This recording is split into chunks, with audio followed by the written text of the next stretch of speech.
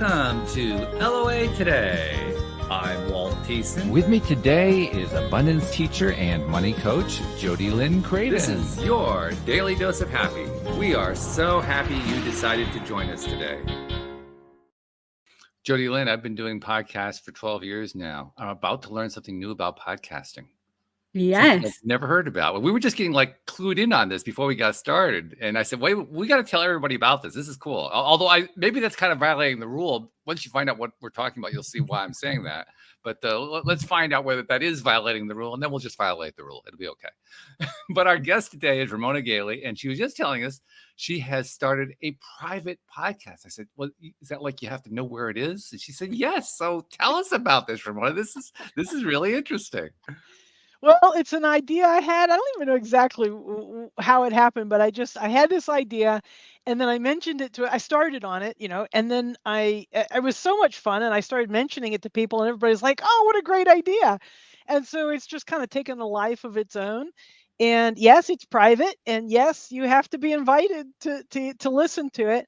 And I am really having a lot of fun with it. The people who come on, we've been having just a great time with it. And so it's, and once you've listened to it, once you're like in the group, then you can come on too. If you want to be I call them guest hosts, visiting hosts. The host comes on. It's the podcast where the answer changes depending on who's asking the question, and it's the podcast where the host changes and the guest stays the same.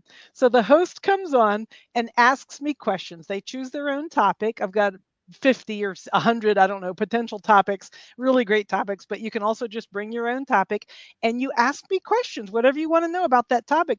And what we're finding is that this format or platform, wherever you want to describe it, has been just so much fun because I'm just speaking extemporaneously from my experience, from my belief system, and I'm coming out with a lot of stuff on any particular given topic, whether it's like clarity or authenticity or self-sabotage or imposter complex or whatever your question is. It's in the spiritual growth, arena. But whatever that question is, we're getting some answers, some ideas, some perspectives that are brand new, that are different from what everybody else is talking about. And so it's just this really great way of getting to know each other, of building a library of information, of ideas on any particular one topic. So it's going to be easily searchable as the library continues to grow. And I'm just very excited about it. And only people that I invited get to hear it. So yeah, your guests are invited to join us. Jodi Lynn, I think she's actually figured out how to be a guest on her own podcast. Yeah, it's like you're the permanent guest. I love that. The permanent guest. It's a reverse podcast. Well, it's so much easier for me to answer questions than it is for me to ask questions. Like to find a guest and go through all that trouble. Yeah. I'm just looking for the efficient way of getting a conversation. Yeah, it's like a live coaching call almost. Yeah, it is. Exactly. That's exactly what it is. Except it's fun. It's very lighthearted. We laugh through the whole thing. Nobody's getting serious. Nobody's crying. Nobody's, got angst going on. It's just an exploration of concepts in a very, very open, supported, loving format. It's fun. You guys are going to like it. It kind of sounds like a little bit of a marketing ploy. It reminds me of a brick and mortar restaurant that opened in New York City. Okay. It opened as if it were a speakeasy. You had to know where it was. Oh, like you had to know that it existed. You had the secret, and you had to know the password to get in. It is a little bit like that. It is a little bit like there's a little flavor of that to it. Yeah, and it worked beautifully because once you have a secret, that everybody wants to be in on the secret, and that's right. Around, right. Right. I love it. I love that perspective on it. Yeah. That is so cool. And how clever, too. I mean, now I'm a host, and Jodi Lynn will tell you I'm really good at asking questions. But what if you're not good at asking questions? You just figured out how to solve that one, too. Well, finding the guests. seems like I've never I've never done a podcast before. That I still don't really consider this a true podcast, because you got to figure out how to stream it, what platform to put it on, and then how to advertise it and all that stuff. I'm not doing any of that. This is like the easy peasy way of podcasting. The lazy person. Let's say this is the lazy podcast. I love it. Yeah. There was a mail order book that came out in the 1980s called The Lazy Man's Lazy Man's Path to Riches. And, oh yeah, I remember that book. And when you order the book, it tells you to create a book and publish a book that says, here's the lazy man's path to riches. I mean, it's like this circular thing that just kept going over and over again. So it kind of sounds a little bit like that, but it sounds more like you just found a way to have fun doing it without getting all frantic about the technology, which well, exactly. Very smart. Because I mean, I have an IT background. So like when I started this 12 years ago, well, first of all, we didn't even have StreamYard or Zoom or Riverside or any of these other things that are out there. I had to like make it up as I went along. So it's a lot easier now from that perspective. But even with what we have now, it's still a little bit intimidating for people. So you say, well, screw all that. We're just going to record and you have to find us. Yeah. And I also wanted it to be a searchable library. Like I wanted to be an actual tool for people who are interested. And if you're not interested, that's fine. Like, sure. Like I'm not going to advertise to you and like try to convince you to be interested. Only, like insiders would be interested anyway. So let's just do it privately and just have fun. And, I love it. I love it. How long have you been doing this now? I don't know, a month maybe. I don't know. Month? Okay. Yeah, not long. I've got about 12 or 15 sessions done. Okay. And when somebody says, "Hey, can I do one?" then I say, "Okay," and then usually people end up doing 3 or 4 because we have so much fun. But typically they'll come in with one idea, and then they'll say, "Can we do this again?" I say, "Yeah." That's the answer. Yes.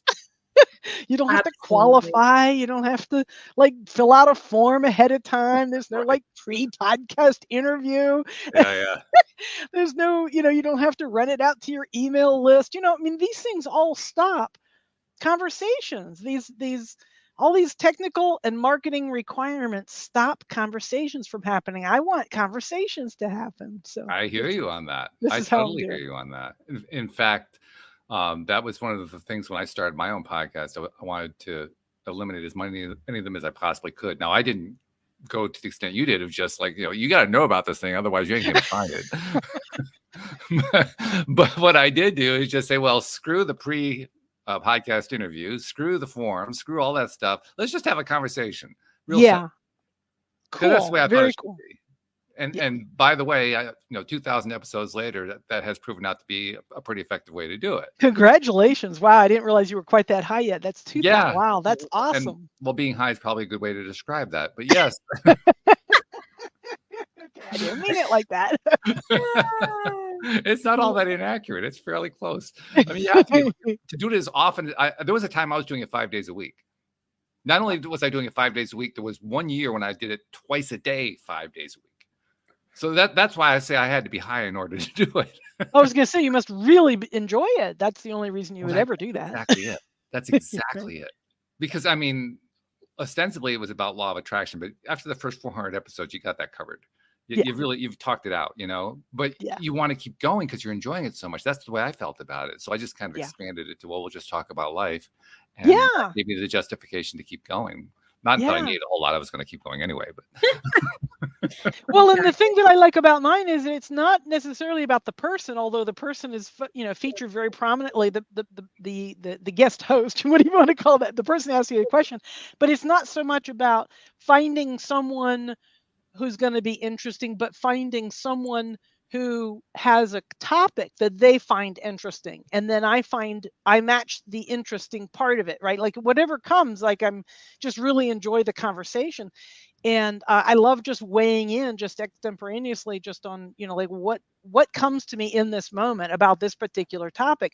So when the next person comes and asks about the same topic, it really is a completely different conversation. But by the time you've had 4 or 5 or 10 conversations about the same topic, if you're really looking for some new ideas or some guidance or some even just frivolity on a particular topic, there it is. Just go look it up, type it in the search engine, and there it is. It makes So sense. yeah, I love that. Yeah. Well, that's actually pretty much what we do here, a little bit differently. But I mean, Jodi Lynn was originally a guest on the show, Cool. and Very then here we cool. are 2.5 years later, and she's been a co-host all this time, and one of my Nice. best, and I've been loving having her, Oh, and it's just it just kind of organically evolved from there. beautiful. So just mine was a little bit more straightforward. Yours was more interesting. Yours, I mean, you're literally reminding me of that speakeasy. It wasn't really a speakeasy. They acted like they were speakeasy. In order to find them, first of all, there was no outside door to get to it. You had to Whoa. go in through a restaurant and know where there was a Ah. wall with a fake door in Oh order to wow, get in. how cool is that, right? But it wasn't because they were serving alcohol when it wasn't No, allowed, right? It no. was just It, for the fun it of was it. just for the fun of it. Yeah. Oh, that sounds great. That Yeah. sounds really good. Yeah, and it I was would an love instant that. hit, of course, because nobody can keep a secret. So Yeah, you just have to tell 10 people and then yeah, everybody it's done knows. at that point, right? Yeah. Right, exactly. No, that's fun. They're very That's fun. fun. Yeah. All right. Well, now that we're having fun, let's get a little bit of the seriousness in there too, because there's a reason why you started this. There's a reason why you're doing what you're doing. There's a story behind it, and Yeah. we always like to hear what that story is because there's usually some good juice in it. So tell us your story. How'd you get there? Well, let's see. How far back should I go? I was not a woo person, as we call us now Me woo woo. neither, actually. Yeah. Yeah, so I came from a background of logic and Mm, discipline and that's right. all of that. Even though I was a musician, I was a classical musician. It was my first career coming out of the gate. But then I branched into a lot of different things. But I had no spiritual paradigm, none whatsoever. Mhm. And I had a life partner. She was my just absolute just love and joy and just my whole life. We were together 24 years and she got pancreatic cancer and she Oh, passed away mhm, in my arms, right? mm, So I was verklempt, as they mm, say. I was beside myself. I mean, it was a very, very close relationship. I felt like my only source of unconditional love had just left the planet forever. And I was planning on following her. I wasn't I didn't do it. I mean, I was planning the suicide note actually when the phone rang, and it was about a week after her death. And my friend Madge had just left, and her friend Lordella called and said, "Oh, Ramona, I just heard about Betty. That's awful. Oh my gosh." And I was crying. I was upset about something, and but I wasn't talking about my imminent demise. I was just talking about Betty. And she said, wait, you've got to stop thinking like that right now. And I said, well, duh, but I don't know how. I mean, I was 55 years old. I felt like I had been trying to control my thoughts my whole life, and I didn't know how. And she said, well, have you ever heard of Abraham Hicks? And I said, no, what's that? Is that a disease? Like Braxton Some Hicks. people would say so, actually. Yeah. Some people think it's a cult. Some people think it's a disease, whatever. And so she started telling me about it, and it made sense. And I didn't know why it made sense, but I knew that, well, I mean, I knew that my life depended on me doing something different, and this was something different. I felt like I'd already tried everything. I had tried Judaism, I had tried Christianity, I'd tried friends, I had tried just all kinds of stuff, even meditating even, but I just felt like that was just not, it was a non-runner for me. So, but as she was speaking and just kind of in a summary way, telling me the kind of the gist of the whole thing, I was like, well, that actually makes sense.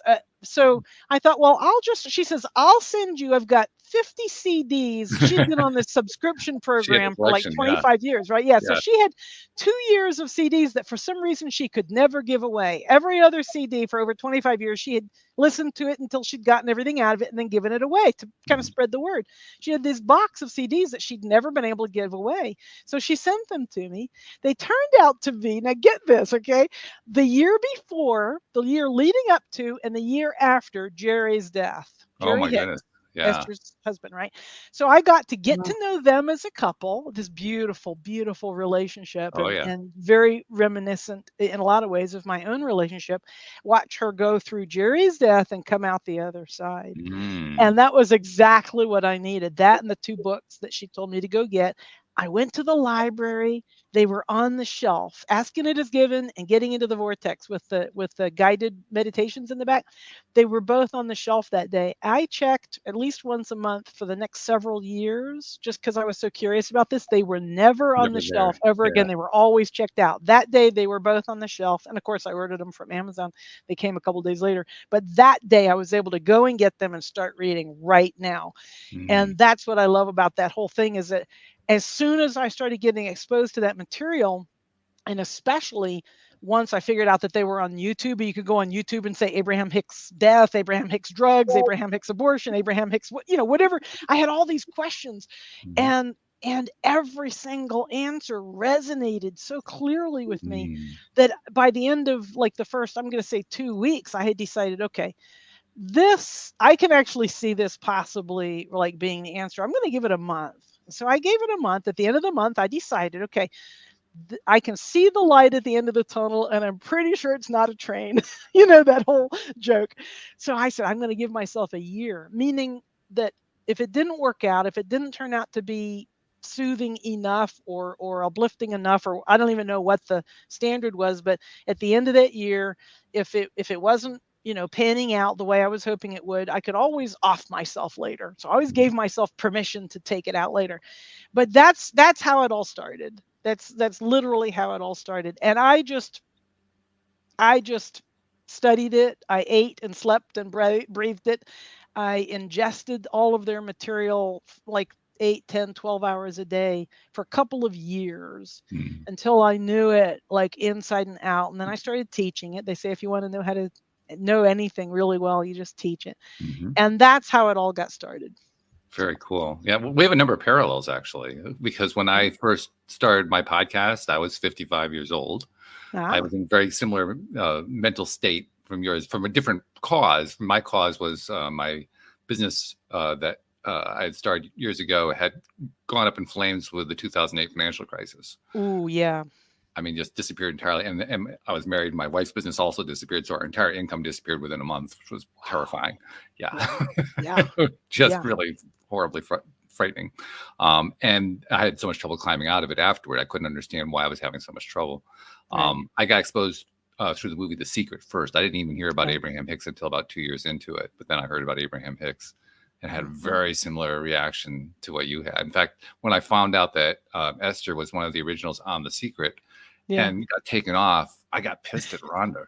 Like, what the hell are you doing? Because she dared to insist that we include emotions and guidance, Oh, like true yeah, guidance. can't have Yeah. any of Yeah. that stuff. Quite a At the story. very end of the movie, she says, "Feel good," but beside Right. that point, yeah. Yeah. The audience wasn't ready for that. That was the excuse Yeah, given. Yeah. So yeah. Well, I interesting. was ready. I went and found a copy of the original anyway, just so I could have a copy of the original. Yeah. But Yeah. yeah. But yeah, very, very similar trajectory. And Very I cool. think it's fascinating whenever I encounter somebody like us who, at a later point in life discover this stuff and we're faced with the reality of it. Because that's the way it seemed to me. When you were just describing about how it just resonated with you, I had the same feeling. And for me, it felt real. It felt more real Yes. than anything else I'd ever believed before. Yes. That's really well said. That is exactly how it feels to me too. Yeah. Yeah. Yeah. So, and then the fun part beyond that has been doing the podcast and then meeting people like Jodi Lynn. Now, Jodi Lynn, quite a bit younger than me. She discovered this stuff at a much earlier age, which I celebrate. I think it's wonderful that she was Yeah. able to discover it earlier. And then hearing what her perspective is and others, of her age group talking about it and so forth. And then the whole perspective thing has come into it for me. So I start experiencing everybody's different perspectives, including the skeptics and, the people who are halfway there and so forth. And my goodness, it's just turned into a remarkable journey for me where I've just experienced 2,000 episodes. I'm more than 2,000 times I've been talking about this and getting all these different perspectives and learning about stuff and learning about Yeah. myself and developing all that and doing it That's from beautiful. age 55 on. So That's really awesome. And I want to say, there's life like, after 55. How about that? Right. And I want to say thank you for your service. Like Yeah. it's huge. I mean, I love that. Thank you. That's really awesome. She's the first one, Jodi Lynn. She's the first one who anticipated the way I end the program. No. No one ever's ever done that. Why? How do you end the program? Well, you have to wait and see now. You'll have to wait for that one. It's so interesting. We're talking about law of attraction and Abraham Hicks and like all of these things. And something that's been on my mind over the last couple of weeks, and I'm not really exactly sure why, outside of life in general. But just, I've been seeing these TikTok videos about people who have had near-death experiences. And then in their near-death experiences, they're all saying that, like they can see a review of their life and that, there was these points in time where they were supposed to change and then they didn't. And then something really bad had to happen, this near-death experience, so that they could, decide, I am going to change, or I'm going to go this direction or whatever. And, as you were telling your story, Ramona, I got full body chills. Because you could just clearly see that, this was meant to happen, as unfortunate and tragic as it was. And I'm getting chills right now, this was the opportunity to go in the direction that you were meant to in this lifetime. Absolutely. And we look at tragedy, and like Walt, you were explaining what you have been through and how devastating that was to your life. And often, like when we're in those moments, it's like, I can't get through this. Like this is so rough and this is so tough and it's awful. And I have my own experiences like that. And then when you look back and you see how all of the pieces just fell into alignment and it led you right here, it's like it had to happen. It had to happen. And it is the most beautiful blessing. And I've been thinking about that a lot. So that's probably why that came up. But that's what I think about your stories. Yeah. And it didn't take very long after exposure to this material and the way I just absorbed it like a dry sponge, just sucking it up before. I mean, it was probably 3 or 4 weeks at the most. And I started telling people that I felt like Betty's death was the best gift she'd ever given me. And she and I had, she gave me some great gifts. I mean, just, unspeakable is from small to large. And but when I started saying that, people really didn't understand what I was saying. They were still stuck in the tragedy of it, right? But and it didn't stop me from grieving her. I mean, I was still like falling over, like being knocked over literally physically from a wave of grief that would seem like would just come out of nowhere, and I would be on the floor like just sobbing. So I mean, it's not like I was kind of occupying 2 different paradigms at the same time there for a while. But the new paradigm was so clear and so real, like you were saying, Walt. It was tangible, it was tactile, it was kinesthetic to me. And I'm a kinesthetic processor, so of course I didn't know that then. But my whole trajectory over the last 10 years has been like really getting in touch with my guidance, which is in my body, and feeling those sensations, the sensations as well as the emotions, and really putting all that together. It all started right there. And so, but people don't understand, and until you've actually been through this, it's really kind of hard to get your head around it until you felt it. It's really a feeling thing, I think. Well, it's actually been portrayed on television. Are you familiar with the Apple TV series Ted Lasso? I keep hearing about it. I don't have Apple TV, so I haven't seen even an episode of it. But I keep you got to get long enough one time to watch the series. But anyway, and season 1 is the really important season to watch anyway. Okay. But there's a scene in there from I think season 2 or 3. I can't remember which one. Season 2, I think. There's a woman who plays a psychotherapist who, just to give you a quick idea of the series, it's about an American football coach who goes over to England to coach soccer, which he knows nothing about. And of course, that creates all the kinds of comedic. Of course he did. Right. Well, one of the things that happens over there is that there are issues with players, especially star players, high money players who come in with egos and so forth, and it creates all kinds of chaos on the team. And so they bring in a therapist to help iron out some of these issues that come along, along for the ride, so to speak. This therapist has one of the best cliche type phrases that she uses that I've heard in the last 20 years. She says, "The truth will set you free, but first it's going to piss you off." I love it. I love it. And that's what you're describing. That's Yeah. exactly what you're describing. Yeah, it really is. Because that's how it works. That's really been the theme of this show for the last 7 or 8 years, bringing on guests talking about how life pissed them off before it just elevated their experience and they had to share it with the world. Well, yeah. Oh my gosh, I love that. First, it'll piss you off. It's so, so true. Isn't it true? Yeah. Yes, Yeah. So it actually made it to television, which is pretty cool. that is very cool. Actually, that's very cool. I'm gonna have to join Apple TV. I can see that. At least Yeah, you long got to enough watch to that binge one. the one show. Yeah. Yeah, I'll look if and see nothing what else, else. even if you never actually watched the series, go onto YouTube and look for season 1, episode 8, the dart room scene, or Okay. the dart game scene. Just watch He knows that. it so well. That one, that scene is like it's like Blow your mind, huh? Okay. the All perfect right. scene. Yeah. You know, it's interesting because I've often felt, Ramona and Walt, like that I'm just so weird for thinking this. Like that like you had said, Ramona, like, you know, Betty's death was like the greatest gift that she gave me. Like I have those moments in my life and people are looking at you like, are you fucking dumb? Like what is wrong with you? Like you're an what a idiot. horrible thing to say, they Yeah, think, like, right? what a horrible thing to say. Are you stupid? Like, and I've refrained from talking about all of those things super publicly. Like I say everything on this show. I'm okay with that. It doesn't count here, but you know, in a lot of different arenas, I won't say those things because people are like astonished and like you can see visibly like shocked and you piss them off. Yeah. Well, and I think that's probably even more extreme at your age than it would be for Walt or me to say the exact same thing at a cocktail party somewhere or in a meeting somewhere. For you to know it at your age is exemplary. I mean, it's really, that's phenomenal. So congratulations. That's beautiful. Really, really good. Well, we also have an advantage, Ramona, you and I, because we got to a point in life where we could go piss somebody off and we just don't care. Yeah, we just exactly.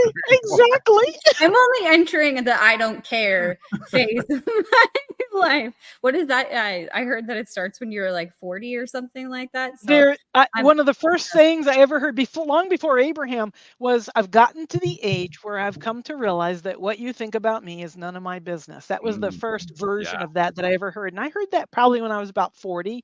And I was thinking, yeah, I want to be like that, but I didn't know how to be like that, but I knew I wanted to be like that. And I was like that to some extent, but not completely. And just, it's so funny. I just saw earlier today one of those like reels or like something on Facebook. I don't even know the technical reason for it, but it's a woman, and she says, when somebody, how does it go? How did she say it? When somebody, when somebody doesn't like me, I have to put on my glasses. And she puts on a pair of glasses to see if I give a, you know what? And it turns out I don't. Turns out I don't. I like that. I don't. I'll get really there one day. Well, actually, Jodi Lynn, in my experience of talking with you for the last 2.5 years, you're more than halfway there. Okay, good. Yeah, you've been making a lot of progress in that direction. Yeah. I think it's the Canadian in me, we're so apologetic and polite, and we just fall over, bump into somebody bumps into you. Sorry. Have you seen the Wacka Canadian? It was in the New York Times. No. I don't remember when. Within the last 10 years, I'm pretty sure. But Wacka Canadian is like whack-a-mole. You know the game whack-a-mole? There's a thing. So there's the game, and it's set up, and it says Wacka Canadian. There's 9 holes, and there's a Canadian gentleman with a head through one of the holes, and there's somebody standing there with one of the the big racket or whatever you call that. Yeah. And the Canadian saying, "Oh, I'm apologize in advance for not for in case you miss," or something like that. And that's like a Canadian. It's so awesome. It's so true. And you've heard about Canadian riots, right? Canadian riots and protests. That's where somebody's standing there with a sign that says, "I'm really rather upset." It is hilarious because the whole riot or the convoy, whatever riots that happened during COVID, like the actual video footage, there wasn't a lot of it because it was very skewed by the media. But I had friends that were down there, and there's like bouncy castles, and hot tubs. Cleaning the street, like that street had never been so clean. The amount of crime like went down to zero for those 2 weeks that they occupied that street and whatever. Like that is a typical Canadian protest where they're like, "Oh, please, thank you, let me serve you coffee and donuts." Like they had barbecues and bouncy castles and hot tubs. That was our version of a protest. I love it. Actually, I would say the rest of the world could possibly learn from that. I mean, that would possibly. That would actually be pretty cool. It would ruin newscasts all over the world. I was going to say that the media would have to pretty much be quiet or be truthful for anybody to actually know what was going on. But I mean, if a few newscasts went away, I would miss them. I mean, I don't watch any news. Me neither. I don't even know what they are anymore. Yeah. I haven't paid attention since Walter Cronkite left the air. After that, I forgot I was done. After who left? Walter Cronkite. Oh, yeah, Walter Cronkite. He was a rock. Yeah. Well, he was the last newscaster who actually just gave you the news without giving you his opinion. Right. That today is non-existent. Yeah, then it's all editorial right now. Oh yeah. I mean, it's fine. That's what they want to do. They're just not going to get me watching it. That's all. Way too upstream for me. Yeah.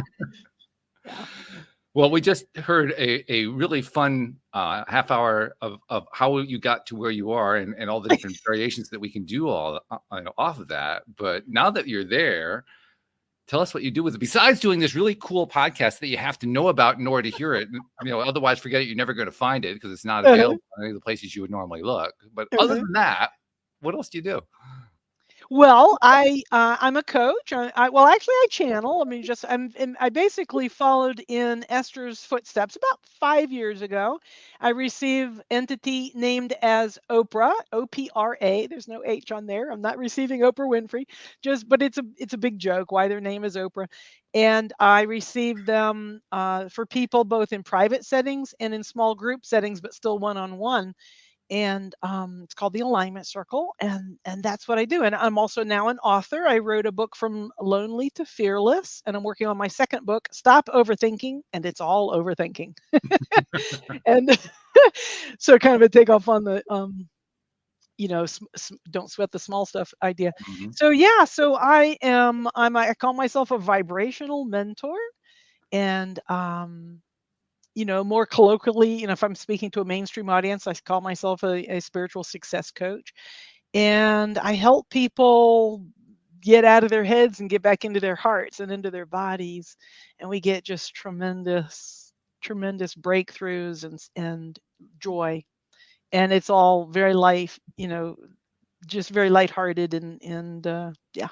And then we meet twice a week. The group meets twice a week to get the momentum really going, because I find that that's the biggest thing that we're missing. I basically provide the thing that I wished I'd had when I first started following this whole thing. I would have given anything to be able to work privately with Esther Hicks, to talk to Abraham, and that wasn't possible. And so I provide the thing that I really, really wanted myself, and I help a very small number of people in that way, more people with the books. And it's intimate, it's beautiful, it's loving, it's just, Oprah just bathes us all in unconditional love twice a week. It's quite an experience. And you actually have that in common with Jodi Lynn, because she's also a channel. Oh, cool. Very cool. Yeah. Yeah. And who is your entity? They call themselves the Abundance Consciousness Council. Nice. Yeah. It's beautiful. I've also had other channels on, including there's one gentleman named David Strickle who's very, very much like Esther, in that when he starts channeling, you ask one question and 15 minutes later you get to ask the second question. It's one of those kind of Oh, wow. Yeah, it just comes. It's called the Stream of David for a reason. It's a stream. It just keeps coming. It's a stream that keeps giving. That's amazing to me, because Oprah, especially at the beginning, Oprah would sit there for, I don't know, what felt like 62 years. It was probably 30 seconds. But then they would say one word. Seriously, that's One. one word frequently, not all the time, but frequently one word. And then the most amazing part was that the questioner would be like, oh, yes. Of course, there's all that nonverbal communication that's going on, right? That they're also responding to that they're not necessarily aware of. But frequently, oh, well, always. I never had a case where everybody was like, what does that mean? Like it was always like, oh, wow, yeah, I totally get what you're saying. And Ramona the human is sitting there going, what? What are we saying? Because that's one word, What's Yeah, clue happening? us in on this one. We'd like to be knowing too. Yeah, so that's where it started. Eyes closed, one or two words, very, very succinct. And Oprah still never really goes on and on very much at all. Not anything compared to like Abraham's initial monologue or Abraham on occasional. You see it like in Abraham Fun, somebody will post, in a transcript of an entire answer and it goes on and on and on. No, this is the opposite of that. That's one way that we didn't follow in Esther's. I started off following in her footsteps and then pretty quickly started branching off in different ways. But Esther's my hero. She saved my life, and I have tremendous respect for anything that they do. I'm down with it. So It reminded me of a time that David was on the program and Jodi Lynn was my co-host that day. And so we decided to have a conversation between the two streams, right? Really? So Jodi Lynn went into you don't actually do trans channeling. So Not live in front of people now. No. Well, okay, all right. So there's another side that hasn't come out, but so she wasn't trans channeling, but David was, and so David, the stream would give its answer, which was like 10 minutes long, and then Jodi Lynn would give her 25-word answer. It was like, oh, okay, but it was perfectly useful information, just so it was kind of imbalanced in the sense of how much time was going to one and then to the other, which was a little odd to me at first. But then once I heard and kind of absorbed what was coming through, it all made sense anyway. So it didn't matter. Of course. And that was the ultimate conclusion. I realized it doesn't matter how long it takes to express. It doesn't matter what words are used. It doesn't matter, what the message is from the messenger, who the message is for. Absolutely. Ultimately, it's just waiting for what one author called the fullness to be reached. Once you have fullness, you've got everything. I like that. The fullness to be reached. Yeah, Robert Heinlein, by the way, was the one who wrote that. Yeah. Beautiful. For me, like my channel is a little bit different in the way that it's more of like an evidentiary channel. Like I could do a lot of research with it. And when my channel is speaking to me, they'll give me like great detail of the weirdest things that are important. Like, if we're channeling about something that happened in, I don't know, the early 1900s or like something like that.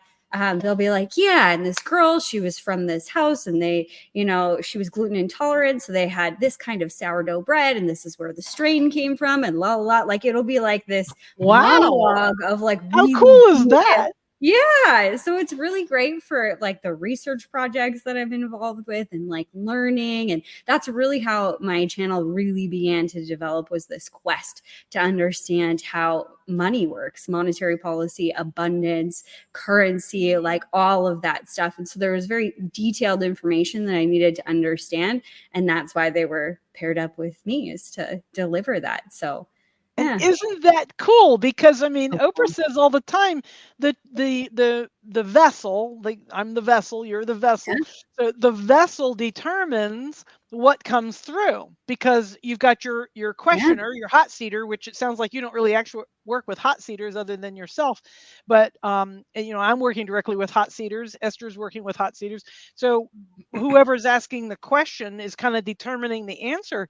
But the human vessel determines like what the preferences are, like through our preferences. So like Esther obviously enjoys talking to large groups of people, wants to educate the world. She's a teacher. She calls herself a teacher. She doesn't call herself a channel. I call myself a mentor because I don't want to be a teacher. I don't want to be even a coach. I want to be a mentor because that's really specific. That's like role modeling, a few words here and there, a couple of fine tunings, but but really the vibrational essence does the vast majority of the work. It's not that it's up to me to like instruct. And Oprah like is so different from what you described. They couldn't care less about the past or details. They could not care less. They want to go right here, right now. How does it feel? Details, go pound sand. History, no, no, no, no, no, no. Isn't that cool that we can all do what feels really good to us and what serves our purposes? And we're all doing it, whether we know or not. You know, every single human on the planet is channeling and receiving.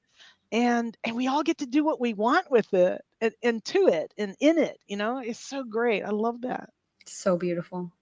I know that in my own case, I doubted for the longest time that I could channel. And even now to this day, I still am resistant to it, but I have actually done it in very limited circumstances here on the podcast. Because like we were talking about earlier, I'm really good at asking questions. My dad was like the ultimate question asker, so I learned a ton from him about how to do it. And it's really easy for me. But even for me, there are times where I kind of run out of questions. And in the past, what I would do is I'd kind of force my way through. I'd usually find my way to something and then be able to ask something. But I thought that might be a good time to see if this whole channeling thing actually works. So one time I kind of dared myself, like, I think the way I justified it was, well, if this doesn't work out well, I just won't publish the episode. Real simple. Make it, take all the pressure off. Sure. But the next time that I find myself in that spot, I'm going to just try it and see what happens. And I had no idea what I was going to do. I had no clue at all. Well, the opportunity came, and there I was. I was faced with, okay, I have nothing to ask here. I don't know what to do. I'm just going to open my mouth and see what happens. There you go. I opened my mouth, and I started stumbling through words, and then I kind of went off in a direction that was not where I was intending to go.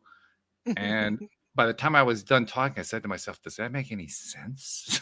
Is this rational? Literally, and I've said this many times, I don't listen to my own episodes. I played that one back because I had to. Yeah, you'd have to. Yeah. Right? Yeah. And not only did it make sense, it was brilliant. It was brilliant. Of course it was. And literally what I said to myself was, where the fuck did that come from? I remember telling my dad, that I was channeling and, like just more about spirituality. I was finally like really opening up to him. And I was like, oh God, how is he going to take this? I'm a channel. And he was like, okay, well, like, what does that mean? And I'm like, well, I receive information that isn't coming from me. It's coming from the other side, the unseen, guides, angels, whatever. And he's like, And I thought my dad's an old cowboy. So very rugged man. And I'm thinking, okay, he's going to think I'm crazy. And like 3, 2, 1, like I was just waiting for the response. And he's like, I think I channel when I do eulogies. And I was like, what? He's like, obviously my dad is asked to do like everybody's eulogy. He's just a great speaker. He's a rodeo announcer, a chuck wagon announcer. Everybody wants, all the cowboys want him to do their eulogy. He's very well respected. And he's like, I can always figure out the beginning, like the first sentence, how we're going to open it up, and I know how we're going to end. And he's like, the rest, the middle is blank, and I just let it flow. And so like, cool. That's channeling, Dad. And he's like, cool. And that was it. That was the end of our conversation. Like, what a great conversation. Okay. So all that build up, right? All the build up, and it turned out nothing. Yeah. Like, oh, okay. He gets it. He understands. He doesn't think I'm a freak or like weird or, whatever. Yeah. And I remember when I first started listening to Abraham said very clearly the reason Esther is so, Abraham, can I do this too? What Esther's doing? Yes, of course you can. However, we will say that Esther is so good at this because she was living life happily ever after. She had married a wealthy man who loved her to death, and she loved him to death, and she didn't have to work anymore, and she didn't have any strong opinions. And here, I was in the throes of grief that literally knocked me to the ground, and I had a lot of strong judgmental opinions. And so I thought, well, that's something I could never do then, because of this whole thing. So it took 5 years for me to start doing it, and it just came to me as a knowing. that I was going to start doing it. And then some friends kind of encouraged me to do it with them for the first time. And then it just kind of took off. But yeah, I mean, isn't it cool how we all come to this? It doesn't matter what we call it. It doesn't matter what flavor it is.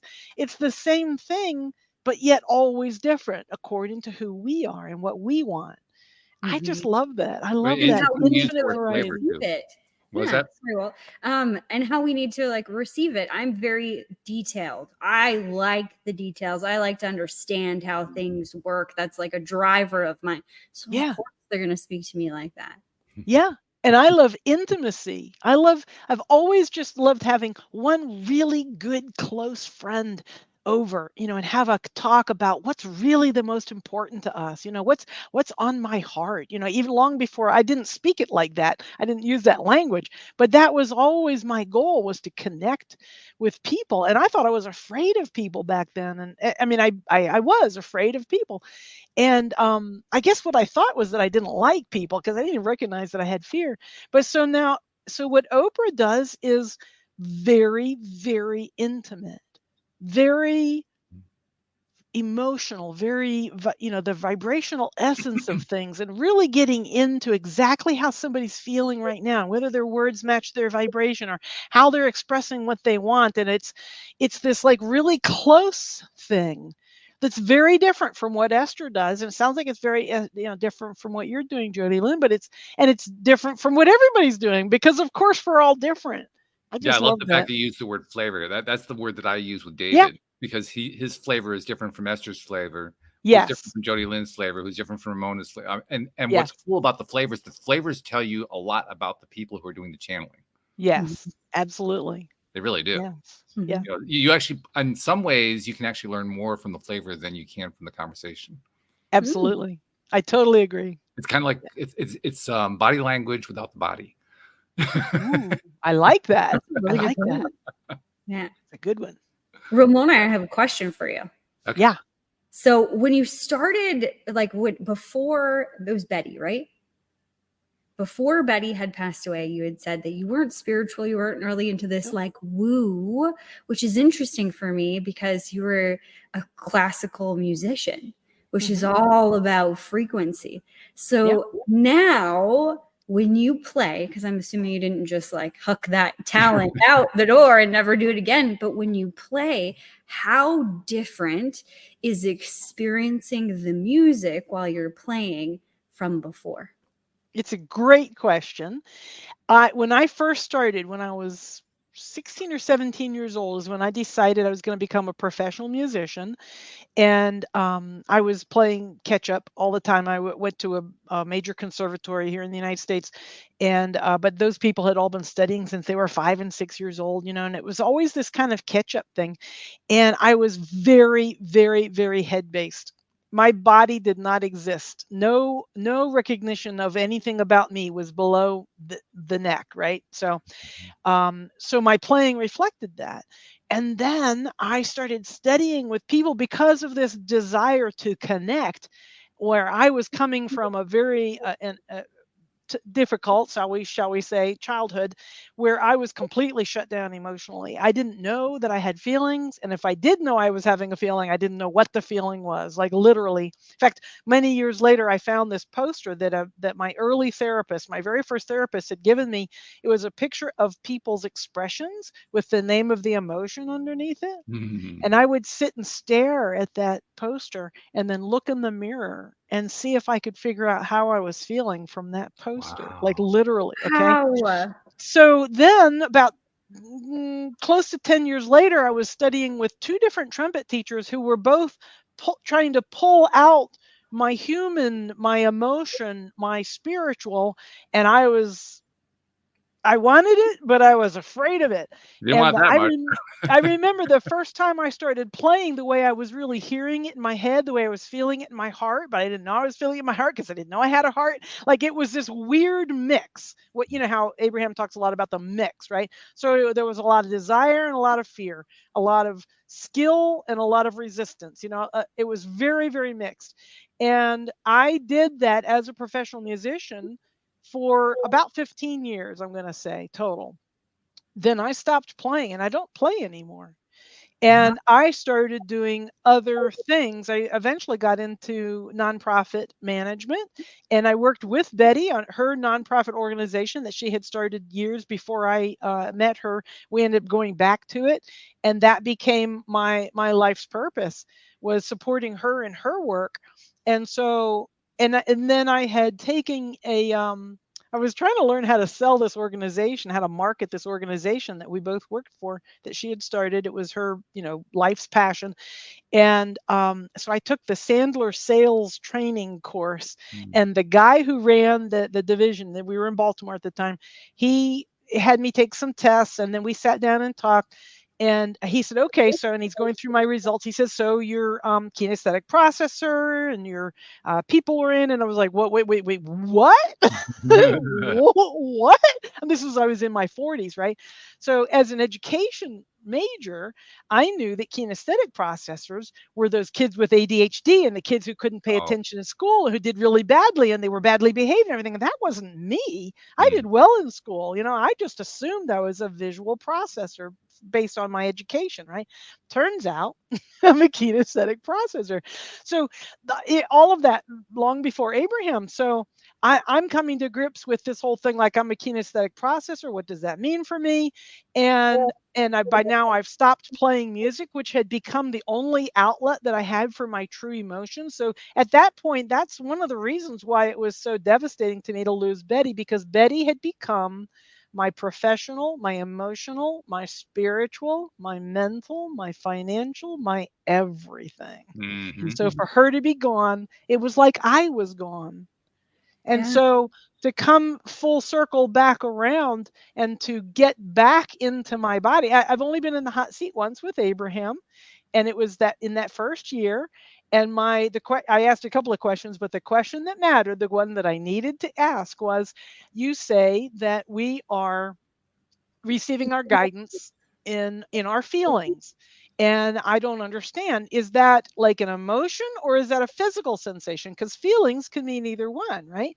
So I was like, I don't remember exactly how I said the question, but basically along the lines like, can I just be kind of happy, like, woo, I'm happy, but I don't feel it in my body anywhere? And they were like, no, it's always in your body. If you can't feel it in your body, then you're not fully in touch with the guidance. And I was like, really?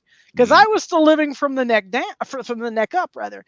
And so I spent the next 2 years chewing on that answer and getting back into my body, into the breath, into the heart, into the emotions. And that's when my life really started, was right in that process. So great question. Interesting. I never pursued a professional career as a classical musician, but I started with piano and later on became a rock and roll musician and did that for a while and then stopped. Nice. Uh-huh. I stopped until about 3 years ago when my brother bought me a cheap electronic keyboard and I started playing piano again. Nice. So after a 40-year gap, I've been reintroducing it into my life. And when you were talking about the body side of the emotion and you were tying it into what it could be like when you played, except you didn't do that. You had that blocked out. I could identify with that because when I was in my earliest years learning piano, it was all from the head up. It was all from the neck up. Now, when I'm playing almost everything based on the emotion. My technical skill is like, it's okay. It's not too bad. But everything that's coming out is coming out emotionally. And it's an entirely different experience. Totally entirely different. Now I'm like, I played piano because I kind of liked it, but I also didn't like my teacher so much. So I kind of lost interest after a while. Now I don't even care about the piano. I just like being able to express the music. Yeah. Nice. I mean, the keyboard is there. It's actually not a really great keyboard. Sometimes I wish I had like a nice Steinway or something, but it almost doesn't even matter. What matters is there are sounds coming out and those sounds resonate. Yeah. How does it feel? Yeah. Beautiful. Yeah. And as a result, I think I'm probably making better music than I ever made when I was young. Oh, I guarantee it. I've never heard you play either one, but I guarantee it's much better music. Well, actually, I've heard the theme music. I wrote the theme music. I played the theme music that you heard at the beginning of the show. Oh, cool. Yeah. Cool. Nice. But that connection, that emotional connection, when you allow it to come through, it almost doesn't even matter what your skill level is. That's right. because the emotion takes over. So in a sense, that's musical channeling, really. Yeah. Yeah. Well, and that's how we have 5-year-olds just sitting down and playing the piano, because Yeah. the skill the skill comes from the vibration, not the other way around. We're Right. not creating the vibration. We're receiving and then transmitting the vibration, and everything else is an expression of that, Yes. including which fingers do what on the keyboard. Exactly. Yeah. Exactly. That's how you end up with Mozart's. Yeah. Yeah. So beautiful. I remember when the movie Amadeus came out, and I remember Great movie. wasn't that a great movie? I mean, Yeah. he was just so totally out of control. Fabulous. But I remember when the movie came out, how first of all it shook up all of the traditional ideas about what Mozart was like, and upset a lot of critics in the process. Sure. But it also showed a human side to music that had never really been shown on screen before. To the best of my knowledge, I can't even remember any time that. No, I agree. It was groundbreaking. It really was. It was astonishing. Yeah. It was astonishing. Yeah. Yeah. I mean, to this day, I remember him, chasing his wife under the piano. I mean, things like that. Well, and the king saying, "Well, there are just too many notes." He decided not to. Right. Too many notes. Well, there are neither too many nor too few. Like, what are you talking about? Yeah, what a great movie. Yeah. Really, really good. As usual, we fly through these hours and we have so much fun. And I asked myself afterward, like, did we really cover it all? Did we cover any of it? There's no such thing as it all. That's for sure. I don't think there is, no. But we do have to we have to follow a little bit of logic here, because there is a little bit of organization to it. So one of the things that we like to do, first of all, is to find out for somebody who wants to get that secret. Are you willing to share the secret about, how does somebody find the podcast? Is that something? Oh, absolutely. And it's actually really easy. You just go to, now you can't just go to my website, because it's not on the website. Like, you can find the link of it, but it's RamonaGailey.com, which is my website, and then /private-podcast. Ah, okay. Really easy that way. Okay. Yeah. RamonaGailey.com /private-podcast. So are you okay with me linking that in the show notes to make it easy? Absolutely. Oh, yeah, okay. absolutely. I'm teasing a lot about, that you have to have. Well, the I don't link, know how far we're carrying this theme out. I mean, this could be really involved. It's not like this. It's not meant to be, restrictive. It's just meant to be fun. So the only reason there's not a link to it on my actual homepage is because I've promised everybody it's a private podcast. Otherwise, I'd put a link on there, and I might eventually, But yeah, no, it's not top secret. It's just oh my gosh, there is a website that I was just thinking of, and I can't remember. It's like a conspiracy website. Anyway, it's a website for some company that does something. Anyway, people talk about it in conspiracy chat rooms. Anyway, there's like a secret button at the bottom. It's like a little thing, but if you miss it, you miss it. But you can find it if you're really, if you know what you're looking for, and that is the door. And you click that button, and then a picture. That's what I should do for this. Exactly. That's what you should do. Button. A secret door. Yeah, a secret button to get I love it. Yeah, and sometimes it's like a duck, or sometimes it's like a whatever, but it's really small, and you have if you're burning through the website, you'll never find it. But if you know, you know. If you know, you know. I love it. I'm gonna steal that totally. It's like the Jeep owners, they leave little ducks on each other's Jeeps. There's a thing. Yeah. They're like little rubber ducks, and you leave it on a Jeep owner's, either on the handle or on their windshield or whatever. And it's just as far as I know, it doesn't mean anything. It's just a little if you know, you know. If you don't know, you're like, what's this? And you throw it away. It's a weird duck. And it kind of, what you're talking about kind of reminds me of, those video games, which I don't really play video games, but you have to know the secret to ascend to the next level, or to get the correct weapon so that you can defeat, the big monster or whatever it is. It's kind of like that. It's like you have to know the insider scoop. I love it. We're having too much fun here. That's all there is to it. But we do have to draw to a close. So I told you earlier how we have a thing that we do at the end. And now I can't wait. This is kind of a cool thing that started about 2.5 years ago, when I realized that because we're putting out free content, and other people who come onto the show, they're free content creators, and there's all this free content that's been created that no one's actually getting appreciated for. And I said, well, we can do something about that. So I like to say, on behalf of those people you've never met, Ramona, and never seen, never will meet, never will see, who've been consuming this content you've been putting out, on their behalf, thank you. Thank you for what you're doing, because you're making a difference in this world. Oh, well, you're welcome, and thank you. That's very touching. Thank you so much. That feels really good. That's why I like doing it. I love seeing the reaction when, oh, wow, it just comes through. It really does. That's beautiful. Thank you. And then I have one last thing that I do at the end of every show, because I have wonderful co-hosts, including Jodi Lynn. My co-hosts are very insightful. They have all these really great perspectives on what happens in the conversation. And they always have a wonderful way of tying everything together. And Jodi Lynn's been thinking about this. So I know this is going to be something really cool that comes out here. But Jodi Lynn, what's the ribbon today? How do you tie it all? The pressure. No, The pressure. Oh man, to tie it all together. I think a lot of times we live in this superficial world where we're not taught how to feel our feelings or what that actually means, what our feelings are. Like Ramona, you said you had that picture, and does my face look angry? What does it look like? And there's so many people in this world today that are feeling alone and having this, detrimental experience or going through difficult times because they don't understand how to feel. And when we tap in, what you've reminded me of today is really when we tap into our body, into our heart, and into these emotions. That's where life's secret sauce is. That's where the joys of life can be found. That's where the magic is. And that's where true change really stems from. So thank you for that reminder, Ramona. That is beautiful and so well said. Now you know why I do this at the end of every show. I mean, Yes. It's better every time too. I don't know how she does it. She keeps upping the game. It's amazing. Thank you. Well, that's because she's magic, just like you, Walt. That's right. She is magic. Just a different flavor. Different flavor. Aren't we all? So Ramona Yes. Gailey, thank you so much for joining us on the show. This has been a blast. This has been Thank so you, much Walt. fun. Thank you, Jodi Lynn. I had a really wonderful time. Thank you for having me on. And thank you to our podcast listeners everywhere. We'll see you all next time here on LOA Today. Goodbye, everybody.